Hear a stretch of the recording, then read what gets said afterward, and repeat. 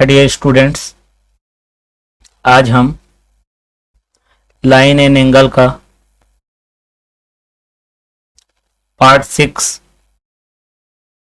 छठवां भाग लेकर आए हैं, जिसके तहत हम कोण का रेखाओं पर प्रभाव किस तरह से होता है, क्या संबंध होता है कोण और रेखा में।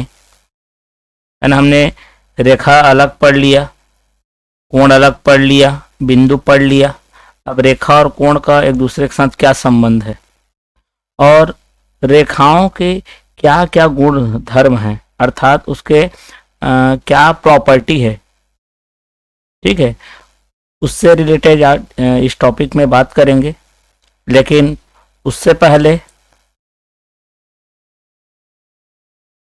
जिन्होंने हमारे इस चैनल को सब्सक्राइब नहीं किया है और पिछले वीडियोस को नहीं देखा है, उनसे मेरा रिक्वेस्ट है कि इस चैनल को सबसे पहले सब्सक्राइब कर लें। क्या है, इम्पोर्टेंट टॉपिक्स और इम्पोर्टेंट कंटेंट्स आपको भेजे जाएंगे और इस बेल आइकन को प्रेस कर दीजिए। जो भी सबसे पहले वीडियो यहाँ डाला जाएगा, सबसे पहले नोटिफिकेशन के माध्यम से आप तक पहुंच सके। ज़्यादा से ज़्यादा लाइक करिए और अपने थॉट्स और विचार को ज़्यादा से ज़्यादा कमेंट कीजिए, ठीक है, ताकि आपका जो भी डाउट्स है वो हम क्या कर सके, क्लियर कर सके, ठीक है। तो इसलिए ज़्यादा से ज़्यादा कमेंट्स करिए और इसको जितना से ज़्यादा शेयर कर सकिए उतना करिए, ताकि ये आपके जो अपने करीबी हैं उन तक भी क्या हो सके, पहुंच सके, उनको भी इस नॉलेज का बेनिफिट मिल सके। तो इस पार्ट को शुरू करने से पहले मैं ये बोलना चाहूंगा कि जो हमारे पास 5 पार्ट हैं वो बेसिक है। अगर आप इस वीडियो को देख रहे हैं तो इससे पहले 5 पार्ट को आप एक बार जरूर देखिए। उसका लिंक आपको मैं डिस्क्रिप्शन बॉक्स में दे दूंगा, इससे जस्ट पिछले वाले का दे रहा हूं इसमें, और उसको आप देखेंगे तो उसमें उसके पिछले वाले का इसी तरह से कंटिन्यू आपको सभी के लिंक क्या हो जाएंगे, मिल जाएंगे।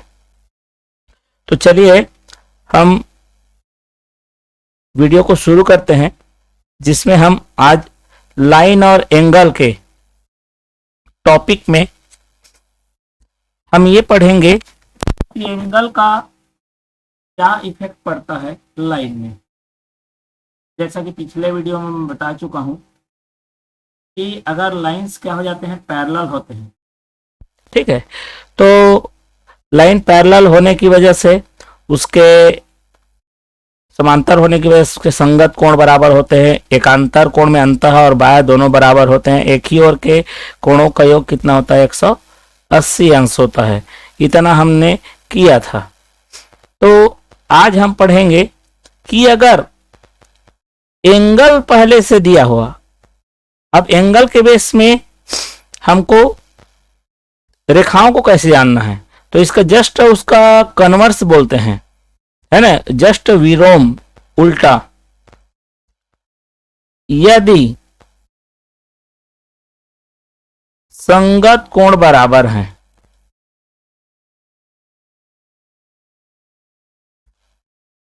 यदि संगत कोण क्या हो, बराबर हो,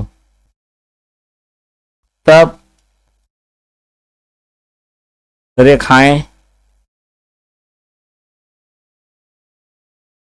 समांतर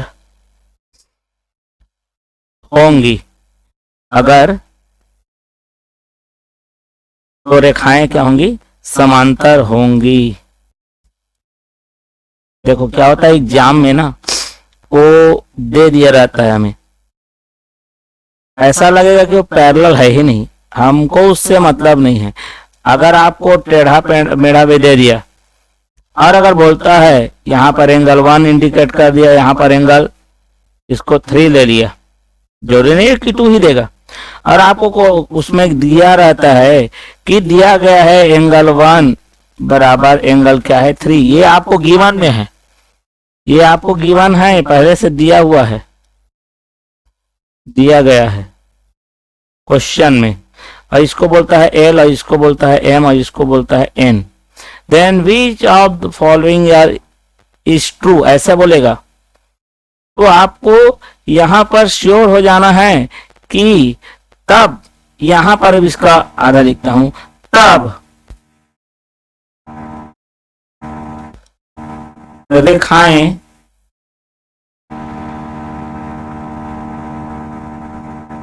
ओ लिख दिए हमने, सॉरी इसको देख नहीं पाए। चलिए, तो यहां पर क्या होगा, रेखाएं क्या होंगी, समांतर होंगी। इसका मतलब इसका हम लोग मैथमेटिकली रिप्रेजेंटेशन लिख देते हैं।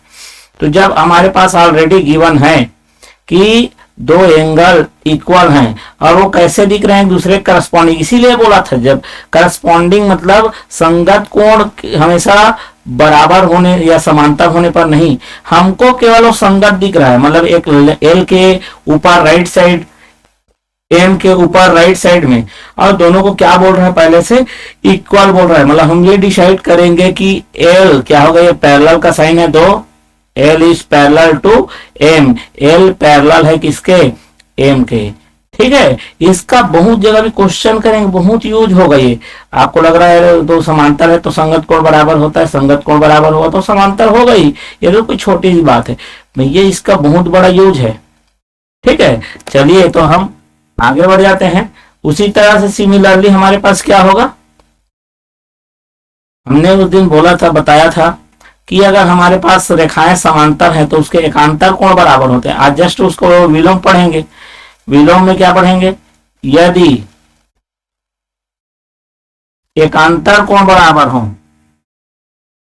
एकांतर कोण बराबर हो तो रेखाएं कैसी मिलेंगी, रेखाएं समांतर होंगी। रेखाएं कैसी होंगी, समांतर होगी।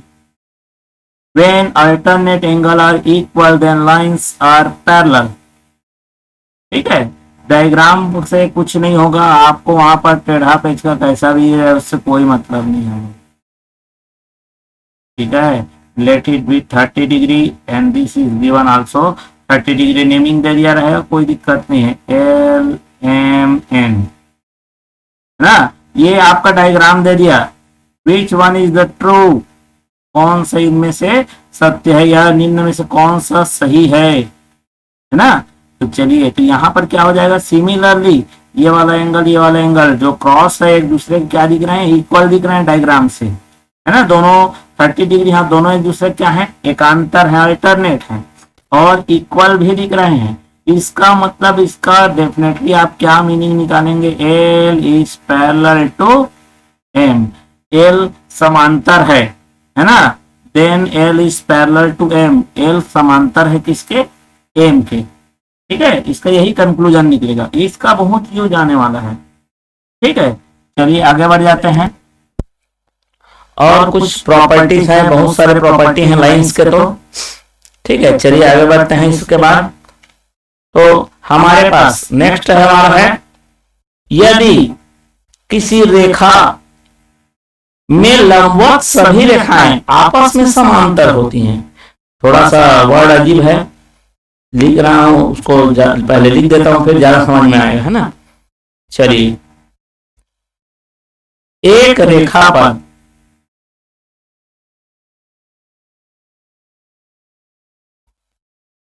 लंबवत सभी रेखाएं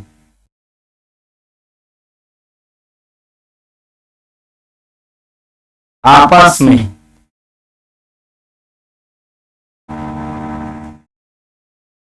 समांतर होती है। क्या बोला भैया, कह रहा है इसको पहले आप मैथमेटिकली डायग्राम से समझिए। एक रेखा पर, मेरे पास एक रेखा है, इस पर कितना भी परपेंडिकुलर लाइन से है, हम कितना भी खींचे परपेंडिकुलर, है ना। जितने भी आप परपेंडिकुलर लो ये एक दूसरे के क्या होंगे, पैरेलल होंगे। आदमी को लगा तो दिख रहा है सर, डेफिनेटली होगा, लेकिन एग्जाम ऐसा नहीं बनाता है। वो टेढ़ा रहेगा, आपको लगेगा वो टेढ़ा काट रहा है, लेकिन ऐसा अगर इंडिकेशन दे दिया है पैर लंबवत है कि मतलब वो टेढ़ा भी दिखेगा, तो बस भी आपको समझना है कि दे आर पैरेलल, वो समांतर ही होंगे। लेट इट बी एल, यहाँ है ये M N O, let it be P. तो क्या रियल कंक्लूजन निकलेगा, M is parallel to N is parallel to O is parallel to P. ये हमारा कंक्लूजन निकला। ठीक है, चलिए आगे बढ़ जाते हैं।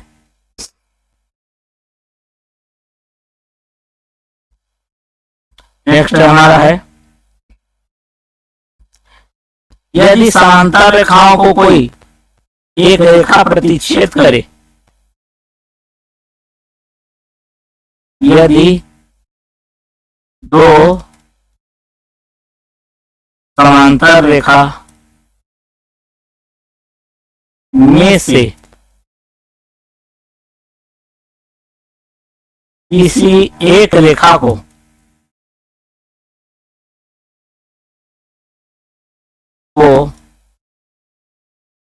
कोई अन्य रेखा प्रतिच्छेद करे,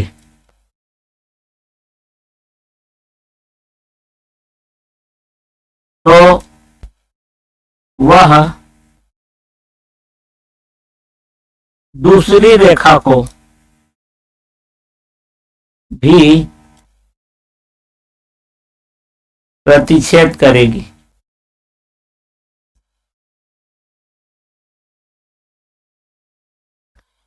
आसान है, बहुत आसान है। जैसे ये हमारे पास ले लेते हैं एल और M, this is L and this is M.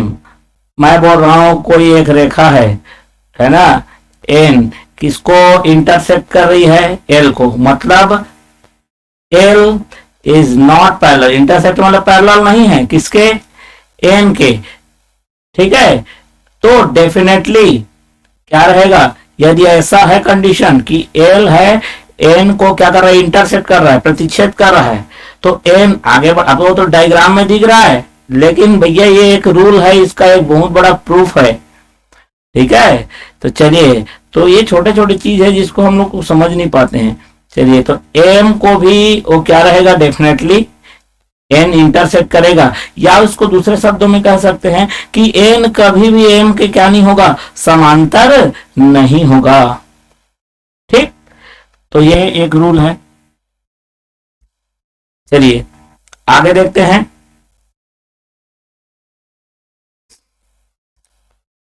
एक रेखा के समांतर अन्य रेखाएं आपस में समांतर होंगी। मैंने बड़ी आसानी से कह दिया, लेकिन उसको आप लिख, यहां पर लिख रहा हूं, उसको समझिए, देखिए। किसी रेखा के समांतर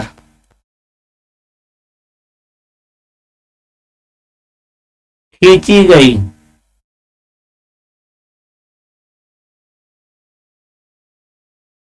सभी रेखाएं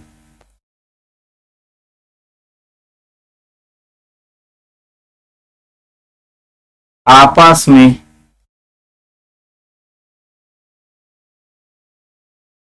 समांतर होती है।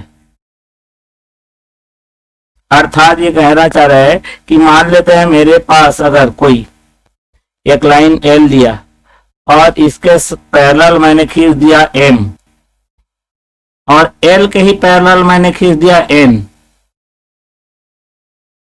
ठीक है, तो यहां पर गिवन में था कि एल के पैरेलल मैंने खींचा एम एंड एल के पैरेलल खींच दिया मैंने एन, देन क्या होगा, अतः एम और एन भी एक दूसरे के क्या रहेंगे, पैरेलल रहेंगे। ये कंक्लूजन निकला।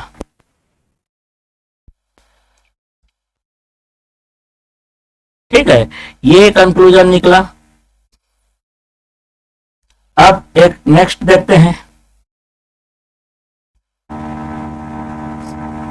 अगर कोई रेखा कि एक ही ओर के अंतः कोण, ध्यान समझना, यदि दो रेखाओं को कोई एक तिर्यक रेखा काटे, दो रेखाओं को कोई तिर्यक रेखा काटे, तिर्यक रेखा काटे एवं एक ही ओर के अंतः कोणों का योग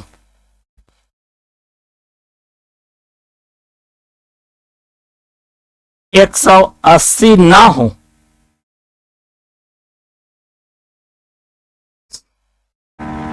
ठीक है, तो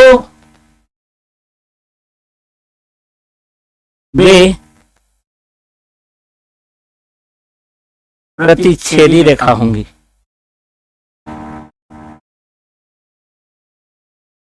अर्थात इसको दूसरे शब्दों में ये कह सकते हैं कि अगर एक ही तरफ के अंतः कोणों का योग क्या रहे, 180 रहे, तो समांतर होंगी, और नहीं रहा तो एक दूसरे को कहीं न कहीं क्या करेंगी, प्रतिच्छेद करेंगी। और एक और बात, जिस ओर कोणों का योग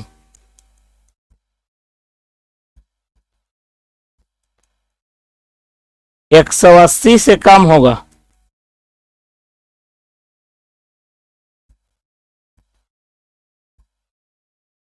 उसी ओर प्रतिच्छेद करेंगी।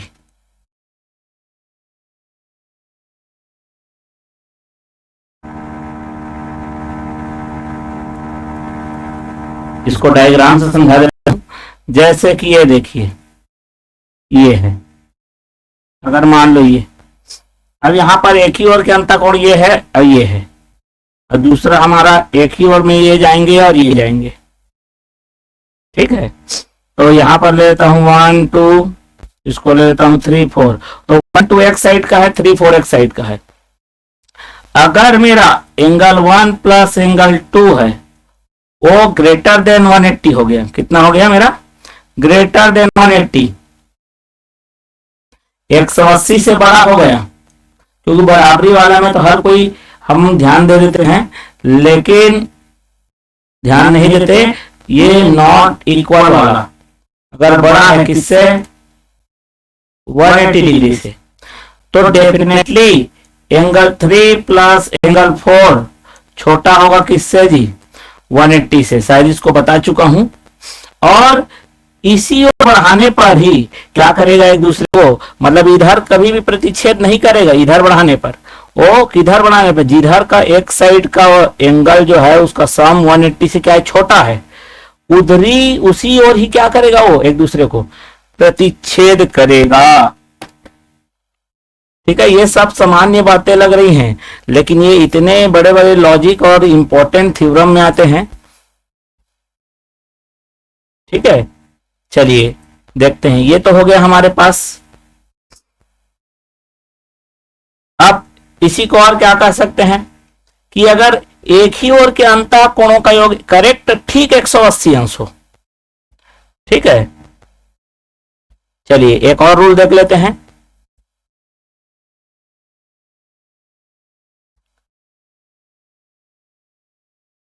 यदि, इससे पहले मैं समांतर लिखा था क्या? हाँ, रेखाओं के लिखा है। चलिए, यदि दो रेखाओं, यदि दो रेखाओं को तिर्यक रेखा काटे, तिर्यक रेखा काटे एवं उनके एक ही ओर के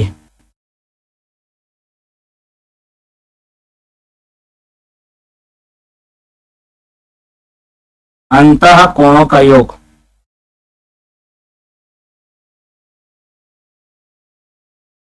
अंतः कोणों का योग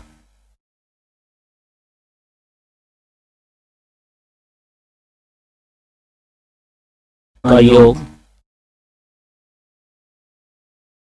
180 अंश हो तो रेखाएं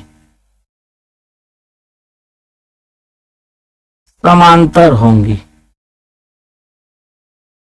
रेखाएं समांतर होंगी। इसका तात्पर्य यह है कि आपको डायग्राम कैसा भी रहे, मैं जानबूझ के टेढ़ा बना रहा हूं इसलिए ताकि समझ में आए।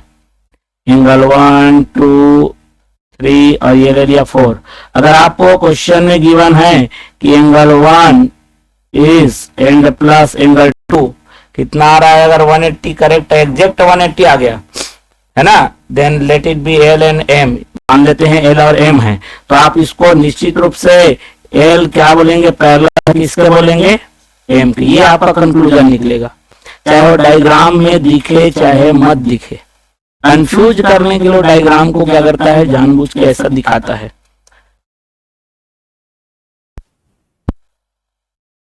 ठीक है, तो चलिए अब उसके बाद अपन देखते हैं कुछ और चीजों के बारे में। अंतःखंड, क्या अंतःखंड के बारे में। अब ये क्या चीज होता है, अंतःकोण नहीं बोल रहा हूं, अंतःखंड बोल रहा हूं।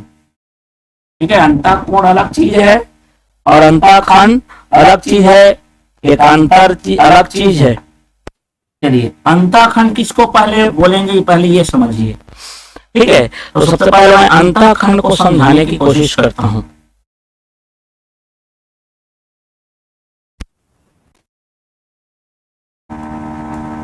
अंतःखंड जिसको बोलते हैं इंग्लिश में इंटरसेप्ट, सेप्ट नहीं इंटरसेप्ट। अब ये क्या चीज होता है, देखिए अगर 3 या 3 से ज्यादा रेखा, ठीक है, 3 या 3 से ज्यादा रेखाएं, let it be 1 2 and 3, 3 या 3 से ज्यादा रेखाओं को यदि कोई तिर्यक रेखा काटे, 4 भी ले सकते हैं, ठीक है, let it be L M N and O. बहुत कम लोग को पता रहता है क्या होता है intercept, L M N O, और let it be P. P इसको अलग अलग पॉइंट पे मान लेते हैं, A B C and D, अलग अलग पॉइंट पे हमने इसको क्या कराया, इंटरसेक्ट कराया। ठीक है, अलग अलग पॉइंट पे हमने इसे क्या किया, इंटरसेक्ट कराया, ए बी सी डी। ठीक है, तो हम क्या करते हैं, जो हमारे पास इंटरसेप्ट बना, ये जो कटिंग पॉइंट मिल रहा है लाइंस के बीच में, वही हमारा क्या है, इंटरसेप्ट है। मतलब इंटरसेप्ट हमारे जो ये रेखाखंड मिल रहे हैं ना, A B B C C D, ये हमारे क्या बन गए, इंटरसेप्ट बन गए। ठीक है, यही हमारे क्या कहलाएंगे, इंटरसेप्ट, मतलब अंतःखंड कहलाएंगे। ठीक है, तो चलिए आज इतना ही रखते हैं। अगले वीडियो में इंटरसेप्ट का क्या महत्व है लाइंस के समांतर रेखाओं के लिए, ठीक है, समांतर रेखाओं के लिए उनका क्या महत्व है, इसके बारे में हम चर्चा करेंगे। तो thanks for watching this video, bye bye.